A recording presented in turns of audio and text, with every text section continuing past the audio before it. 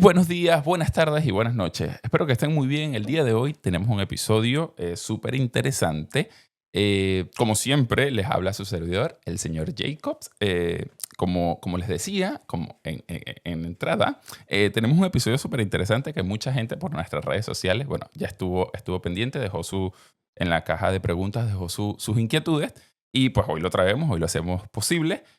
Agradecerle a nuestros invitados por esta oportunidad, por este espacio que creo que es sumamente importante. Y bueno, y del día de hoy saldrán bastantes dudas quizás resueltas o aún muchísimas más dudas, pero bueno, los descubriremos poco a poco.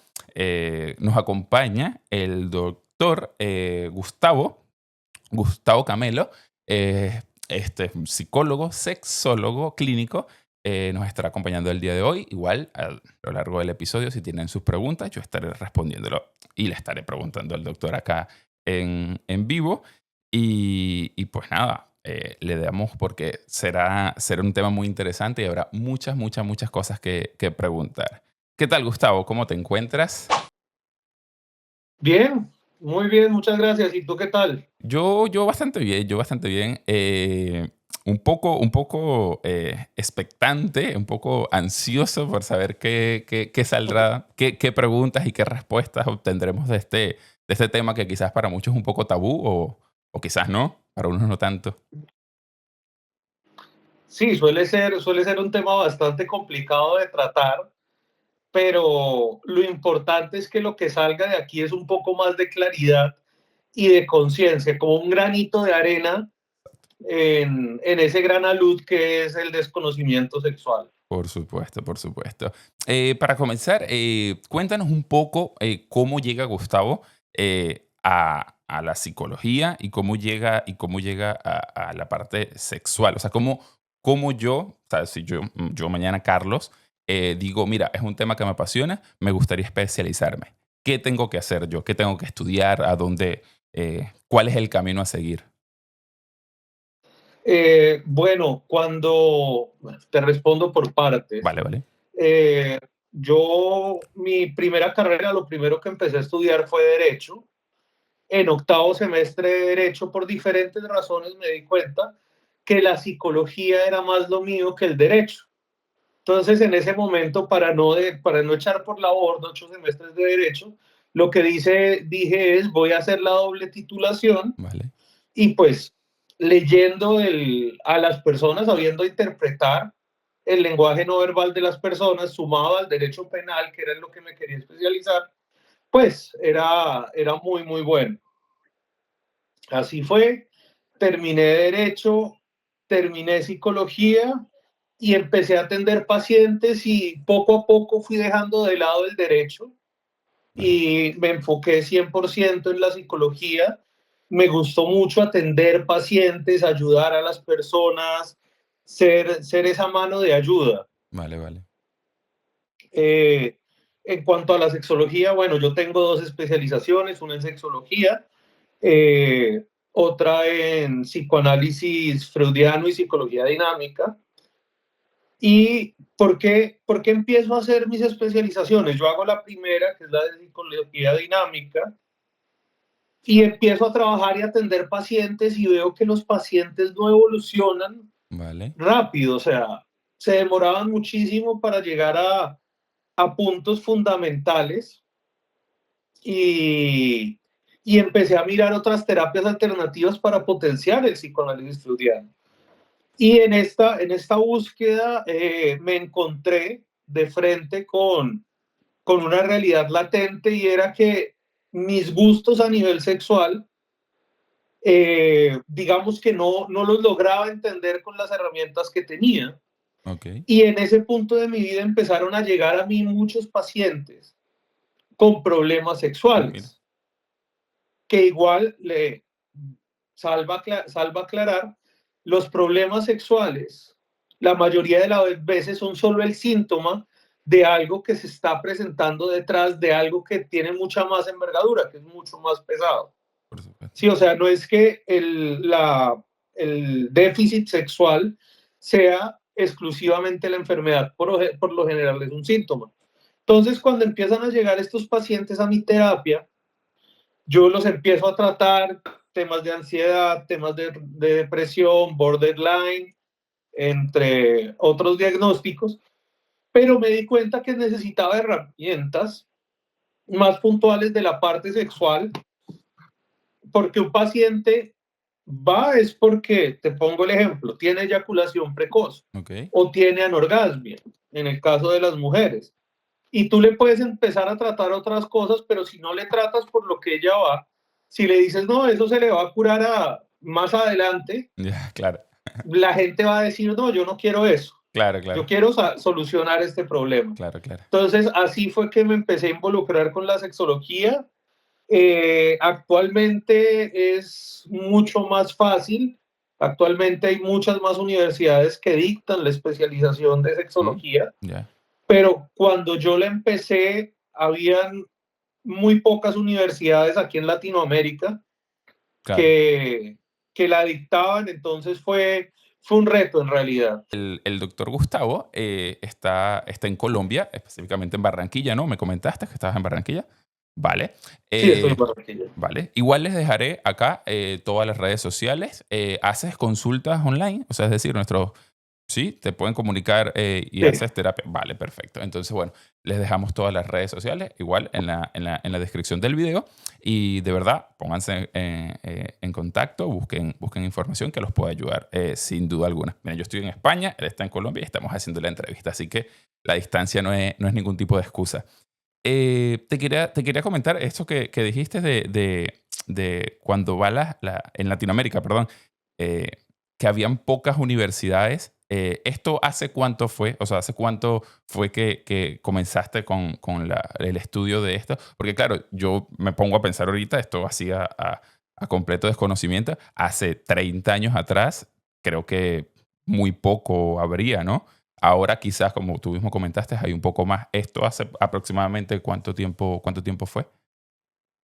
Hace como 10, 12 años Ah, vale, quizás. vale, vale, vale, vale. Y ahorita hay muchas más universidades que quizás están dando la especialización. Sí, sí, ahorita se ha abierto muchísimo más. Vale, Lo que te decía, cuando yo la empecé, por lo menos acá en Colombia no había. vale, vale. Ahora sé que hay en la Universidad del Rosario, en Bogotá, y creo que en la Universidad de los Andes también hay. Ok, ok, vale. Y bueno, ya para entrar en tema, pregunta súper directa. ¿De qué hablamos cuando vamos al sexólogo? O sea, yo el día de mañana tengo la necesidad del sexólogo. Primero, como yo como paciente, ¿cuándo debería yo saber que necesito un sexólogo? Y cuando ya voy, ¿qué hablo con el sexólogo? O sea, porque eh, creo que para mucha gente es un tema tabú, quizás vergonzoso o, ¿sabes? De un poco quizás un poco de pena, de vergüenza, ya tomar este primer paso, esta iniciativa. Pero, ¿qué tengo, o sea, qué tengo que estar pasando yo para tener esta iniciativa? Y una vez estoy, ¿qué hablo yo en una terapia de sexología? Bueno, la primera es un desbalance a nivel sexual. Desbalance entendemos que es cualquier cosa que no se comporta como debería comportarse. Por ejemplo, y hablo mucho de esto porque son los casos que más llegan. Sí, o Ujú. sea, es el 99% de los casos. Es anorgasmia en las mujeres, falta de lubricación en las mujeres que tiene que ver con la anorgasmia, eyaculación precoz en los hombres y disfunción eréctil en los hombres.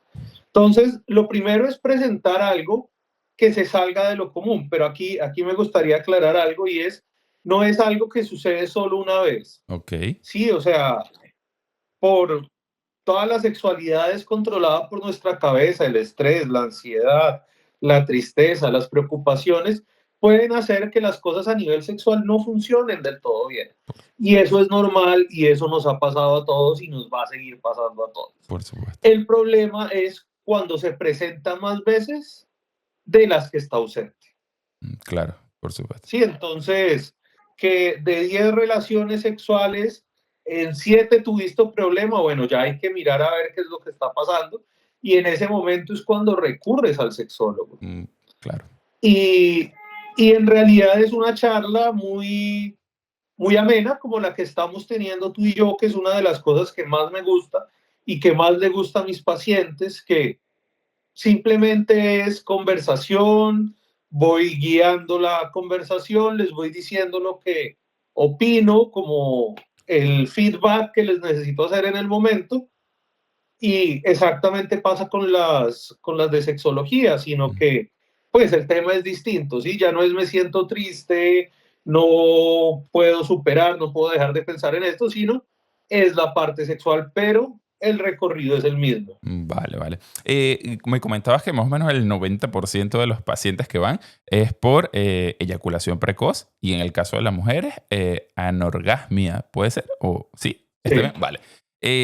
Ese otro 10%, qué otro motivo o qué otra puede estar pasando de ese otro 10%, que también, bueno, que entre, que quizás no sé, porque sí, o sea, efectivamente a mí me dicen como acudir al sexólogo es por eyaculación precoz y bueno, y ahora que realmente muy ignorante yo, no sabía el término en el caso de las mujeres, ¿no?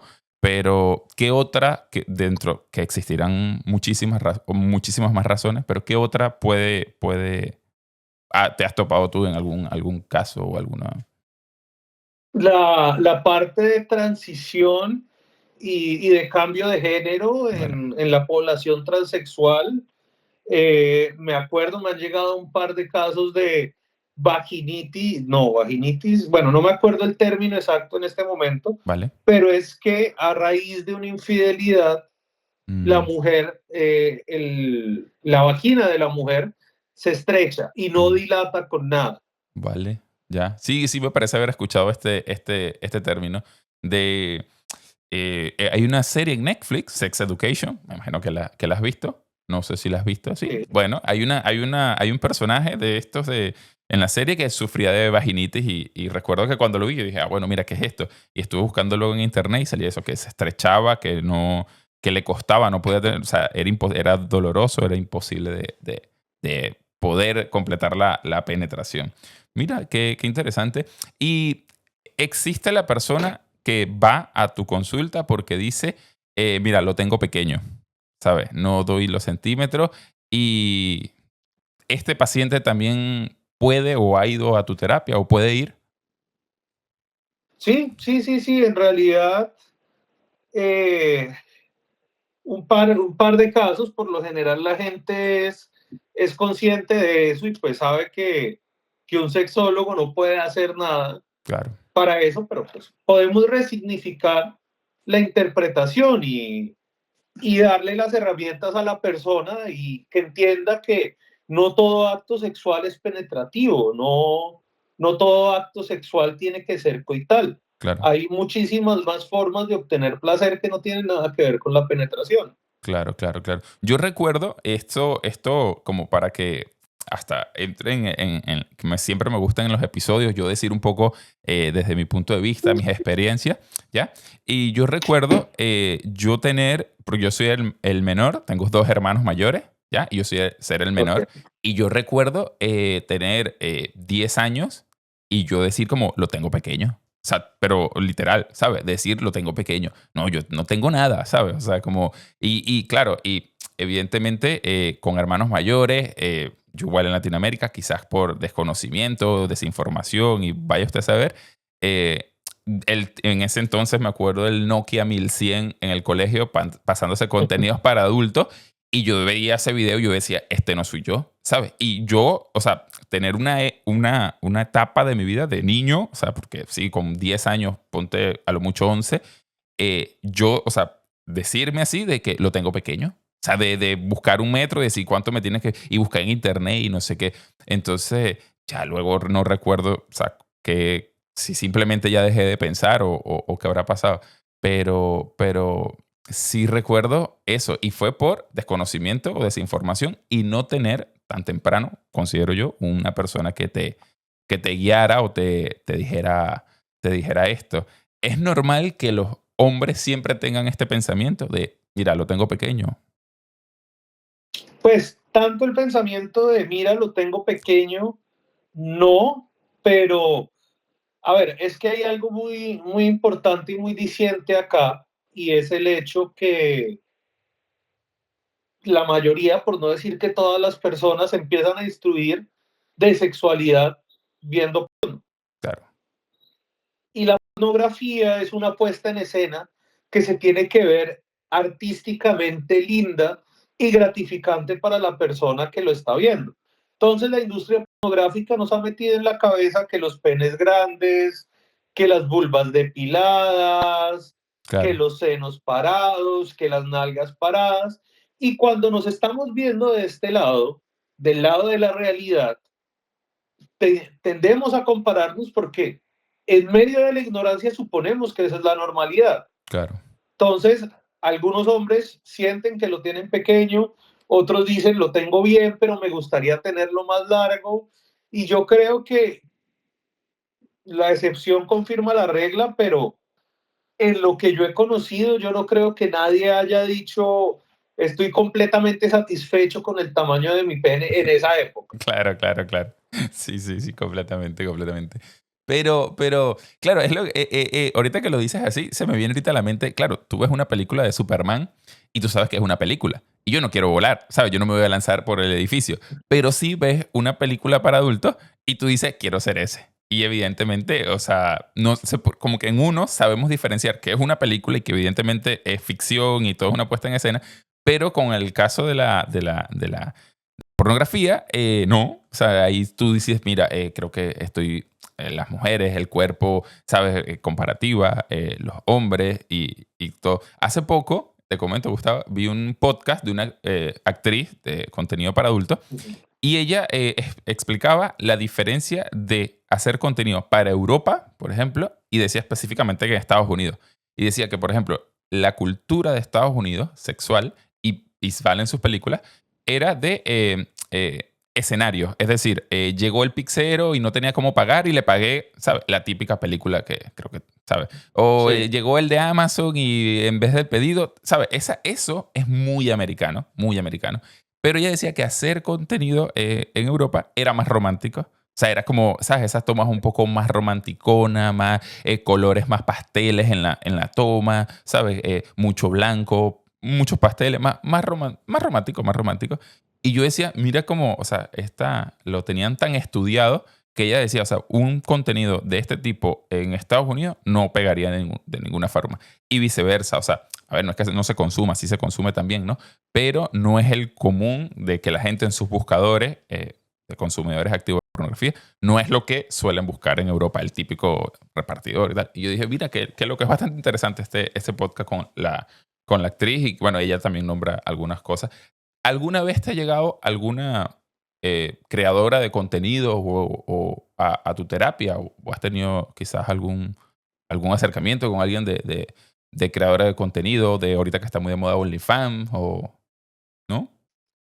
Sí, sí, hubo un tiempo en que me llegaban muchísimas, o sea, fue muy curioso porque primero me empezaron a llegar escort, acompañantes, obviamente acompañantes de altísimo nivel, Ok, y después de eso me empezaron a llegar modelos webcam, pero fue como durante 6 meses que prácticamente todas las personas que atendían eran de ese estilo. Y pues termina siendo una vida muy vacía, o sea, a nivel sexual, digamos que no presentan conflictos más allá de los normales. Y había algo que me causaba mucha curiosidad y era la sexualidad con mi pareja, me da pena tomar la iniciativa, me mm, da pena hacer esto, claro, pero cuando estoy enfrente de una cámara o tomándome fotos, pues lo hago sin ningún problema porque es mi trabajo. claro. Yo creo que, o sea, desde mi punto de vista, yo creo que lo veo así, o sea, una actriz para de cine para adultos, eh, no sé si estoy en lo correcto, pero como que rompe o hay un quiebre, creo que mental, ¿sabes? Porque no es lo mismo eso, hacer películas frente a una cámara, ¿ya? Con el actor, con la cosa, la pose, ¿sabes? Que es netamente toda una actuación, allá en la intimidad, ¿sabes? Entonces creo que ese debería ser un trabajo súper importante el que hacen luego de cuando en algún momento se retiran, ¿sabes? Y el cómo normalizas la sexualidad, ¿sabes? Cómo la llevas de nuevo al planeta Tierra, a lo del día a día, ¿sabes? O sea, yo no creo que todas los actos sexuales que tienes con tu pareja al día a día son como una película, ¿no sabes? O sea, hay de 10, está otro de 3, hay otro que vas a durar más, otro que duras menos, otro que, ¿sabes? Entonces esta gente yo creo que tiene que hacer un trabajo súper importante de cómo normalizas el acto sexual, porque creo que no sé si se pudiera utilizar la expresión, pero se quiebra, o sea, hay un quiebre del acto en sí, ¿no? Considero yo, no sé qué opinión tiene. Sí, es un quiebre de la realidad, pero yo creo que los actores y las actrices de la industria para adultos, pues saben en lo que están y saben a lo que se dedican. Por ejemplo, no sé, si eres fan de Marvel, que Tony Stark salga pensando que puede volar, Claro, Robert Downey Jr., que el que hace a Superman salga a saltar de un edificio porque cree que puede volar como Superman. Hay gente que le ha pasado y hay casos documentados de actores que interpretan un papel también que esto le genera un tipo de psicosis exacto. y los lleva a creer que en realidad son ese papel. Pero el común denominador es gente que simplemente entiende que es una puesta en escena. Claro. Y la gente que está en la industria, pues sabe que es una puesta en escena, sabe que simplemente es algo para que se vea estéticamente bonito y para vender. Vale. Y desde tu punto de vista profesional, ¿crees que realmente el porno afecta, o sea, afecta la vida sexual o simplemente es una exageración? O sea, muchas veces uno lee esto que no, mira, el porno afecta, ¿verdad? ¿O realmente lo es? O sea, desde tu punto de vista, tú... Pues era lo que tú me decías ahorita y lo traigo a colación porque me pareció muy interesante, porque es una frase que yo uso mucho.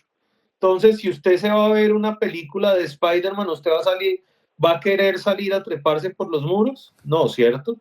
Y entonces, ¿por qué quiere imitar lo que ve en una película pornográfica? Entonces, si hay como este discernimiento entre, ok, esto es una película, es puesta en escena, rico, excitante, me puedo masturbar, me puedo dar placer viéndolo, pero hasta ahí no hace parte de la realidad. Cuando yo vaya a estar con mi pareja, es otra cosa, las vulvas mal afeitadas, las vulvas con granos, los gorditos, los senos caídos, las colas con celulitis. Claro, Entonces, si yo logro entender eso, no hay ningún problema. Pero hay gente que, como tú lo dices, simplemente se mete y piensa que esa es la realidad. claro, Y entonces cuando llega una vieja de verdad, una mujer de verdad, con estrías, con celulitis, entonces el tipo la rechaza porque es que está esperando a la que se ve claro. como la que está detrás de la pantalla y ninguna se ve así en realidad. Claro, completamente. Y ahorita comentaste algo que también, bueno, te quería preguntar, la masturbación. La misma pregunta, pero en este caso con la masturbación. ¿La masturbación afecta tu desempeño sexual? No, sería igual que decir que tener mucho sexo afecta tu desempeño sexual. Vale. Sí hay cosas, digamos que el cerebro es de conductas repetitivas. Entonces, por lo general, uno cuando está niño, lo que hace es masturbarse rápido para acabar rápido porque no quiere que nadie lo vea, no Claro. quiere que nadie lo descubra.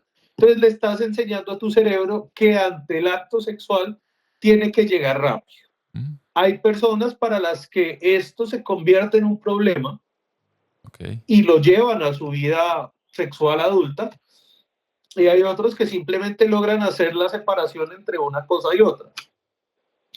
Entonces, ¿qué es lo que pasa?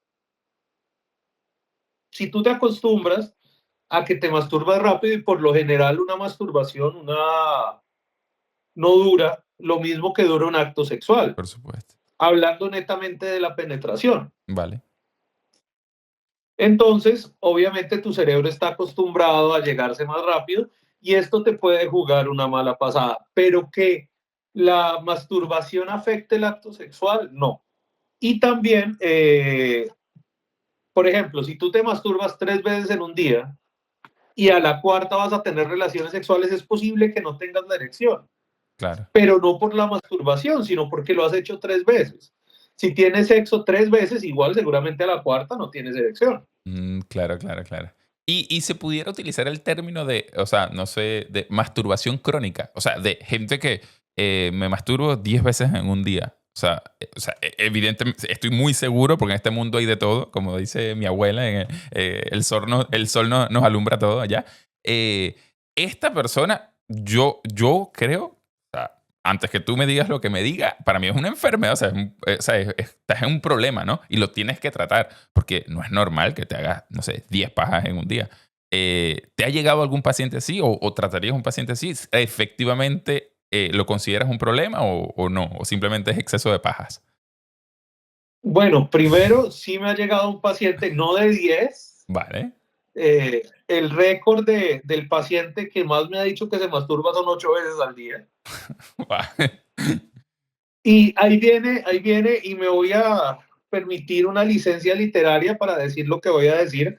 Voy a salir un poco del tema, pero ahí viene la cuestión de la doble moral. La doble moral no se ve solo con la masturbación, la doble moral se ve en todo. Por ejemplo, si yo estoy en una reunión familiar y me tomo un vaso de whisky, nadie me va a decir nada, inclusive me van a pedir, Claro. si van a servir otro, me van a ofrecer, pero si yo estoy en la misma reunión y saco una bolsa de cocaína o saco un porro de marihuana, todo el mundo me va a mirar mal. Claro. Es la misma doble moral que funciona con lo que me acabas de decir. Claro. ¿Por qué? Porque es que si yo te digo me masturbo 10 veces al día, tú dices, uy, no tienes un problema. Pero si yo te digo tengo sexo 10 veces al día más, uy, campeón. Claro, claro, claro, claro. ¿Cómo lo hace? Entonces, exactamente, la cuestión es la doble moral. Una cosa está bien y la otra cosa está mal. ¿En qué punto empezamos a ver que hay un problema como tal? Cuando prefieres masturbarte que hacer las actividades diarias. Ok. Cuando, por ejemplo, no voy a trabajar por quedarme masturbándome. No voy a salir Mm. con tal persona por quedarme masturbando. No voy a trabajar por quedarme Vale, vale. masturbando. Cuando eso interrumpe tu día a día, claro. Exactamente. Cuando hay en el DSM-5 para determinar, el DSM-5 es el Mm. diario de criterios diagnósticos de trastornos psicológicos, que para determinar que un trastorno está presente, tiene que verse más veces presente de lo que está ausente y afectar por lo menos 2 de 3 áreas de la vida del sujeto: personal, laboral y social. Ok, vale, vale. Pues claro, cuando ya esto es claro, o sea, que dice, mira, no voy a salir a comer porque me casco una paja aquí en el cuarto, coño, algo pasa. Pero mira, completamente de acuerdo con eso. Claro, si alguien a ti te dice, me hago 8 pajas al día, para mí, antes de esta explicación, coño, hazte ver. Pero si tú me dices que tienes sexo 8 veces al día, claro, tú palmadita en la espalda y dame el secreto. Completamente la doble moral. Sí, sí, sí. Apoyo completamente. Y ahora este exceso de paja lo llevo a, por ejemplo, que se cree que solamente los hombres, pero también las mujeres, evidentemente, se masturban, ¿no? Eh, Uh -huh. y en el caso de las mujeres, muchas, no me atrevo a decir porcentaje, pero muchas utilizan algún juguetes y tal. Pasa el caso de volverse adicta al juguete, o sea, es decir, como si no es con este juguete, no llego al orgasmo. ¿Puede pasar? Pues yo no lo llamaría adicción, primero. Vale, Segundo, las mujeres, tristemente, y esto es a nivel general, llegan menos veces al orgasmo de las que uno cree.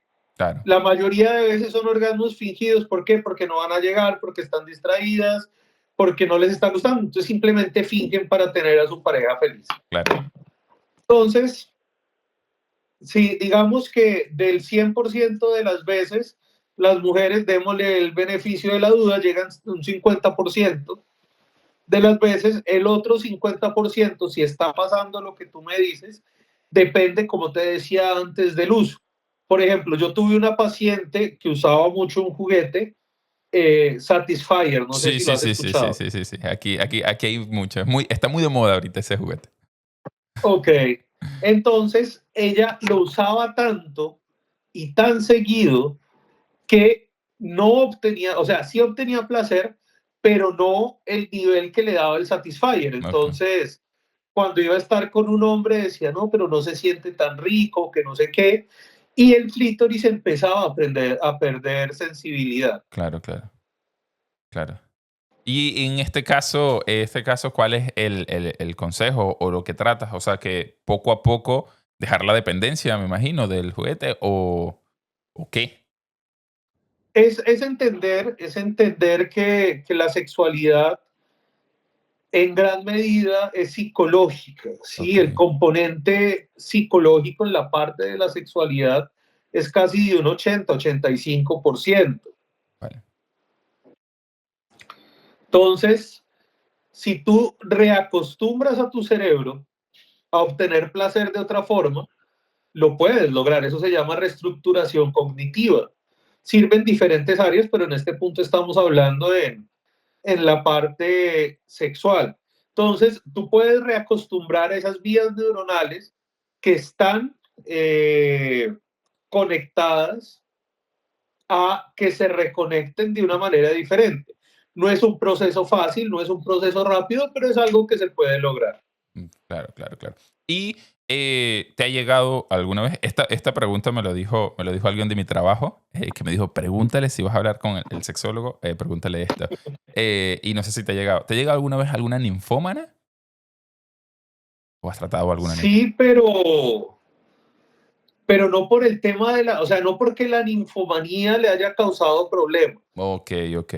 Bueno, O sea, no llegan por la parte sexual más vale, puntualmente. vale. Llegan por problemas a nivel emocional, que no pueden conectar con las parejas, que quieren tener una pareja estable y no pueden tener el vínculo. Ok, Entonces, en ese caso sí es un inconveniente, porque pues una persona, una mujer ninfómana, disfruta su sexualidad vale.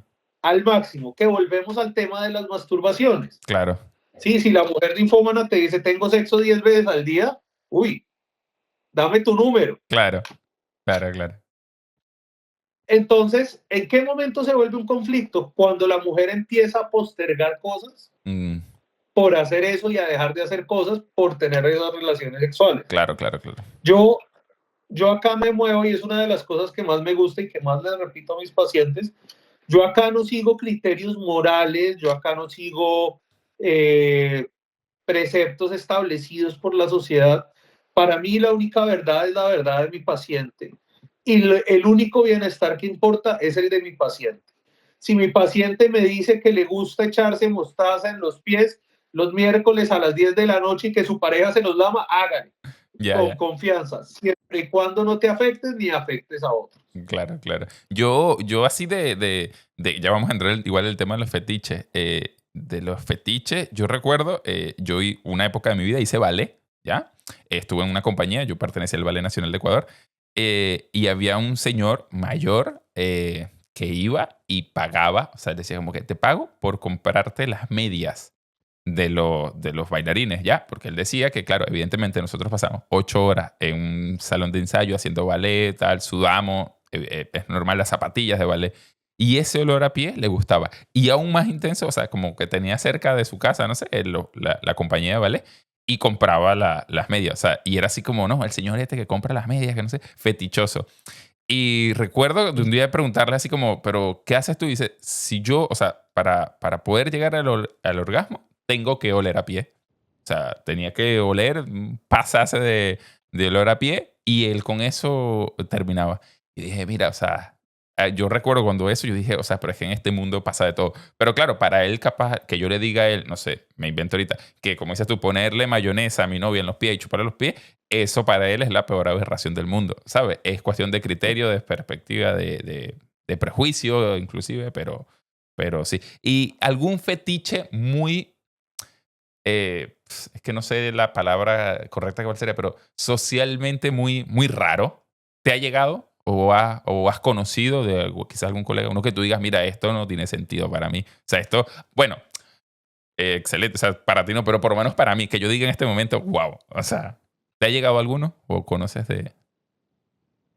Pues, o sea, es que el problema cuando tú me haces esa pregunta me dejas un poco en blanco porque Mm, mientras estuve estudiando, todas las parafilias mm, y todo este cuento se volvieron normalidad, se volvieron cuestión de dialogar, claro. pero si me preguntas a mí como lo más aberrante, yo me acuerdo, no voy a decir si fue paciente o me contaron, solo voy a contar la anécdota Exacto. para Excelente. proteger la privacidad, obviamente. Una persona que pagaba, o sea, tenía un contacto en una morgue y pagaba por tener relaciones sexuales con los Wow. cadáveres. Wow. Claro. Wow, claro. Eso ya. Bueno, necrofilia, creo que se llama. Necrofilia. O sea, las dos cosas que como que a mí me tocan más o me hacen más como pensar ahorita que me lo preguntas es la necrofilia y la zoofilia. La Claro, zoofilia filia es tener sexo con con animales. animales. Claro, sexo con animales. Sí, sí, sí. Buah. Claro, ya eso ya sería, pues, bueno, a mí yo igual como soy muy animalista, que tú hagas cualquier cosa que maltrate y que dañe o sea, la estabilidad de un animal, ya a mí me parece, o sea, mi cerebro no lo comprendería bajo ningún concepto, de verdad, de verdad. Pero No, sí, te entiendo. claro, sí hay casos, sí hay casos. Bueno, a ver, yo soy de Venezuela y lo digo, hay partes en Venezuela, el típico llano, que era escuchar el cuento así de como que, no, este es ayer dicen el cogeburra, ¿sabes? El que agarra y agarra un asno y decirlo como si fuera una broma, ¿sabes? O sea, la gente así mayor y tal, decirlo como broma de que este se iba a agarrar una vaca, una cosa, un becerro, y tú como... ¿qué? Acá, ahora que lo mencionas, acá en la costa también es muy común Sí, sí, eso, que la iniciación de los niños sea con burras. claro. Pues antes, ahora creo que Espero que no, no sí. es tan común, pero antes era casi que un rito de iniciación. Claro, no, pero Es más, a la burra le decían María Casquitos. imagínate, le ponían hasta nombre. María Exactamente. Sí, sí, sí, sí. Es que te digo, ya también recuerdo, o sea, de pueblo, de decir, no, este perdió la virginidad con una burra, coge burras, no sé qué, y la burra, ¿sabes? Pero en muchas culturas o países, porque aquí también más o menos hay, en España, hay ese tipo de bromas que con gente de Marruecos, ¿sabes? Tienen ese tipo de bromas que ellos agarran ovejos y cosas. Hay una raza de ovejos que tienen como unos nalgones así, y siempre le hacen ese tipo de Okay. broma. Entonces, como que sí, sí, que no, que tampoco es que solamente algo exclusivo del otro lado del charco, sino que también aquí. Ok, Eh, ok. pero bueno, volviendo con el tema y lo que te comenté, esto antes de comenzar a grabar, eh, y quizás un cambio bien radical en en la conversación, pero mira, y utilizo eso mismo como ejemplo. Un niño que su primer acto sexual es con un animal, porque por cuestiones socioeconómicas o de entorno, es con un animal. Su percepción de la sexualidad no se daña. O sea, ¿sabes? O sea, o no. O simplemente es como pasó y ya y. Pues es que esa percepción de la sexualidad que hablas es tan frágil Ok, y se puede dañar con cosas tan básicas. Por ejemplo, la concepción de la sexualidad puede cambiar si tuviste que pagar por sexo la primera vez que lo tuviste. O si te gusta pagar por sexo, porque eso sientes que te da un poco de poder. claro. Entonces, depende de las estructuras cognitivas de cada persona, en realidad. Vale, No es como decir siempre que pasa, las daña. vale. Y yo, por ejemplo, que también te comentaba, yo como padre, nosotros en Latinoamérica y que pregunté a un par de personas aquí en España, los padres tienen como cierto tema tabú de sexualidad con los hijos. O sea, no saben que lo hacen, pero nadie le dice, ¿sabes? O sea, nadie habla abiertamente de sexualidad padre-hijo. Esa comunicación en la mayoría de hogares, y hablo desde el mío, y eso que mi mamá va a escuchar el podcast y saluditos mamá, pero casi no se habla. Y es lo que te decía, la educación sexual de mis padres es como cuidado con una vaina, ¿sabes? Y ya está, o sea, eso es como toda lo que se habla. Pero eh, yo creo que es importante porque no debería, o sea, tu mayor vínculo de confianza cuando eres niño, evidentemente son tus padres. Está bien, o sea, ¿cuál es tu opinión respecto a esto? O sea, ¿los padres deberían o tienen que darle educación sexual a sus hijos o dejamos eso en manos de los profesores, de la escuela o cómo tratarías tú este tema o cómo lo... Pues hay que entender, o sea, sí, debe ser un trabajo mancomunado entre los profesores y los padres, porque con quien más tienen confianza los niños son con los padres. Sí, o sea, los profesores no les van a ir a contar lo que les está sucediendo en este tipo de temas. En cuanto a los papás, como te comentaba cuando me dijiste eso antes del programa, por un lado está el miedo de, ay, venga, si le empiezo a hablar de esto ahorita, de pronto él no lo está pensando y lo haga. Vale. Sí, entonces si yo le hablo de pornografía, de pronto él no lo está pensando y queda con la curiosidad y se pone a ver pornografía. O de pronto si le hablo de relaciones sexuales, queda con la curiosidad y va a tener relaciones sexuales. Claro, Entonces eso los impide mucho, lo incómodo que es esa charla, claro, porque para los padres es muy incómodo sostener una conversación abierta claro. sobre sexo y lo más difícil que es no infantilizarla, ¿no? Nada de la abejita fue donde la abejito, Exacto, no. claro, Hombre, mujer, el hombre tiene pene, la mujer tiene vagina, claro, claro, la penetración es esto, la fecundación es esto. claro, Puedes tener, que ese es el miedo es que inicien su vida sexual pronto. claro, Sí, o sea, puedes iniciar tu vida sexual, pero tienes que cuidarte, claro, tienes que protegerte, no lo hagas por presión, no lo hagas por complacer a alguien más, pero siempre es importante tener esa conversación, porque son principios, preceptos y bases ok, necesarios vale, para tomar este tipo de decisiones más adelante. claro, claro. Y yo, por ejemplo, o sea, si mañana va un padre a tu consulta, ¿qué es o sea, y te plantea esto, mira, quiero empezar a hablarle de sexo a mi hijo, pero no sé cómo, ¿sabes? ¿Cuál sería el primer consejo, el primer paso que debe dar esta persona para tener esa comunicación efectiva con su hijo? Y no darle un mensaje equivocado, porque exactamente es como me platicabas tú, de repente tú vienes, el niño muy joven y tú le empiezas a hablar de fetiche, de este que le echaba mayonesa en los pies o el otro que olía las medias y el niño le va a explotar el cerebro y creas un problema más que una solución y más que, más que algo. ¿Qué sería ese primer paso? ¿Qué herramientas debe buscar el padre? Hacer yo creo que lo ideal sería juntos, niño, padre, ir en este caso, con un sexólogo, una persona, un profesional como tú. ¿Qué recomendarías? Pues, o sea, primero entender en qué etapa de desarrollo está el niño, ¿sí? O sea, tener en cuenta que ahorita, y esto lo dije alguna vez que salí en un programa de televisión acá en Colombia y casi me crucifican, pero ahorita las niñas de 10, 11, 12 años ya están teniendo relaciones sexuales, Es así, claro. ya están teniendo una vida sexual activa. Entonces, entender en qué etapa del proceso está el niño, ¿sí? Tú no vas a coger a un niño de 5 años a decirle, mira, la masturbación es esto, el sexo es esto, la pornografía es esto. ¿Por Claro, qué? Porque lo vas a terminar confundiendo y le vas a terminar creando un conflicto mayor. claro, claro. Pero si ya tiene 11, 12 años, eh, por lo menos en el caso de las niñas, cuando empiezan a menstruar, es muy bueno tener este tipo de conversaciones y se debe iniciar como una conversación normal, ¿sí? No creando preámbulos como si fuera algo pues trascendental, porque esa es la información que le estamos dando al niño. Claro, Simplemente es una conversación normal, como cuando hablamos de cómo te fue en matemáticas o de la universidad en la que quieres estudiar. claro, claro. Claro, claro, perfecto, perfecto.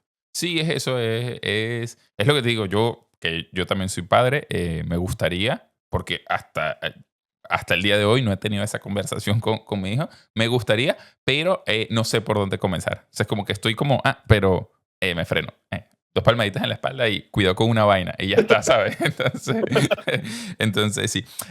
Ahorita, una pregunta. Una dinámica sencilla que tú recomiendes o que puedas aportar ahorita a la comunidad, a todos.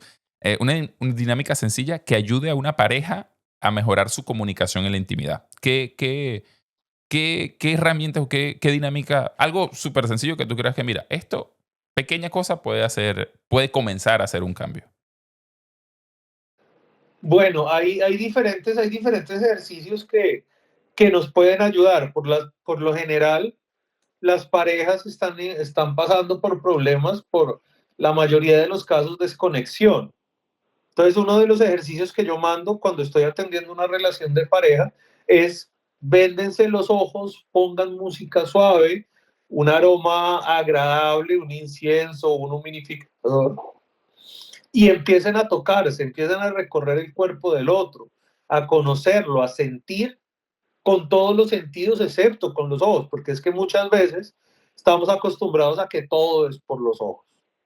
Esa sería para mejorar el contacto sexual.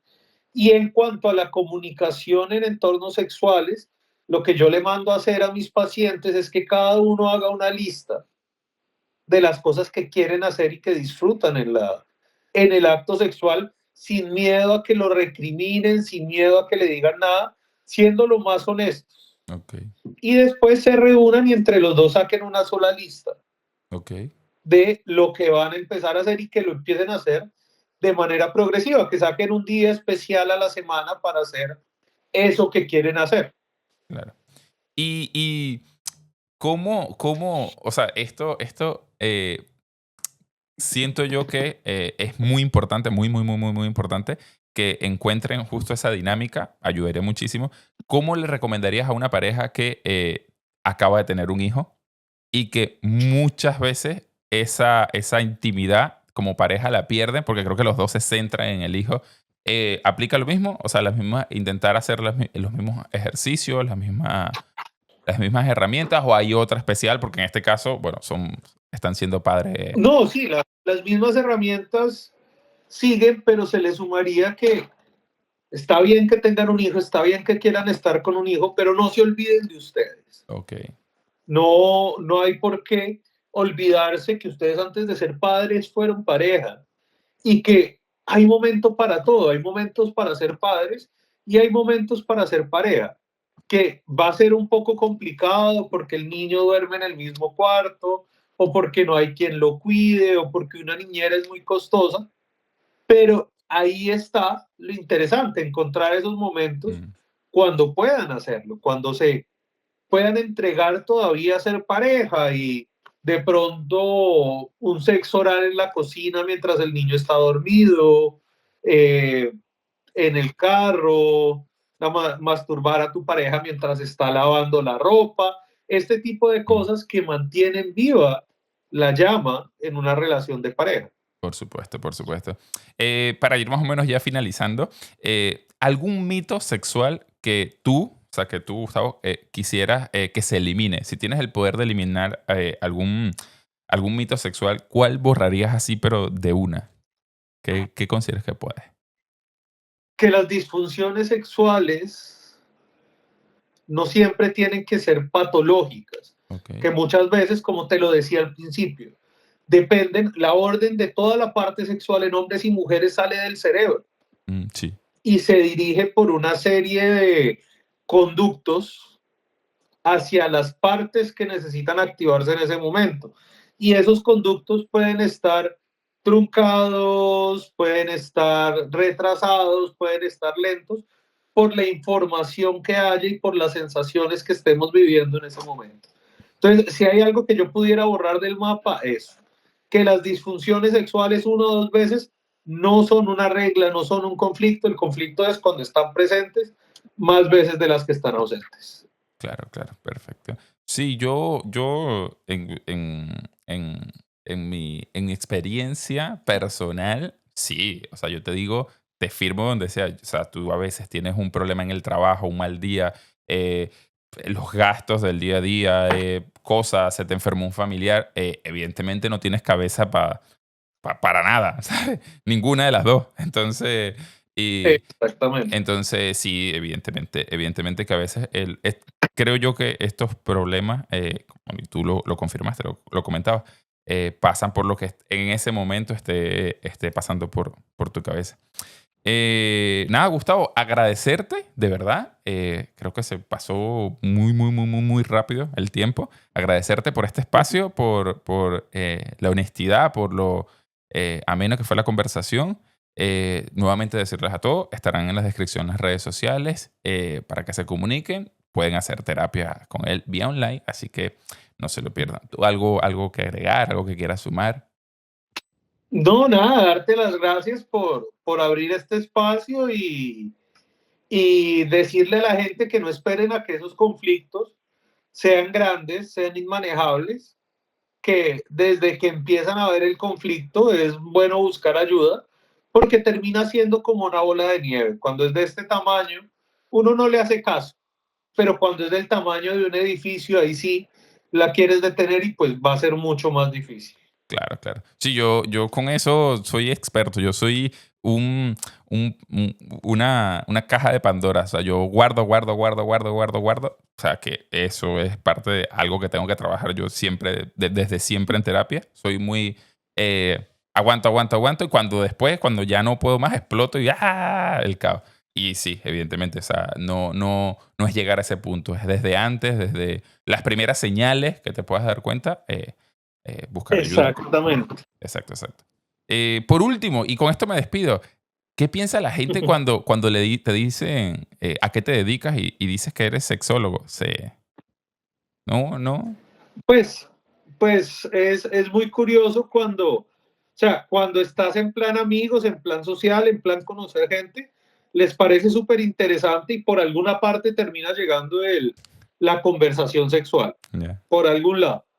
Pero cuando estás conociendo a chicas o a mujeres para una relación más, llamémosla emocional, una relación de pareja, tienden a sentirlo como una insinuación. Mm, Que es algo que me parece supremamente extraño porque, o sea, o no saben lo que es sexología claro, claro. o solo la palabra sexo las asusta. Claro, claro, claro. Sí, sí. Me imagino que ya la primera cita que te diga, soy sexólogo. Mira, ¿a dónde vas tú? Sí, sí, sí. Bueno, bueno. No creas que soy de esas chicas. Claro, claro. O sea, sí, sí, tendrán algún prejuicio, algún pensamiento de esto. Pues nada, Gustavo, muchísimas gracias, de verdad, nuevamente agradecerte infinitamente por este espacio, por todo tu tiempo y pues ya está, muchísimas gracias, un abrazo. Vale, un abrazo para ti, muchísimas gracias a ti también. Saludos, saludos. Chao, chao. Chau, chau.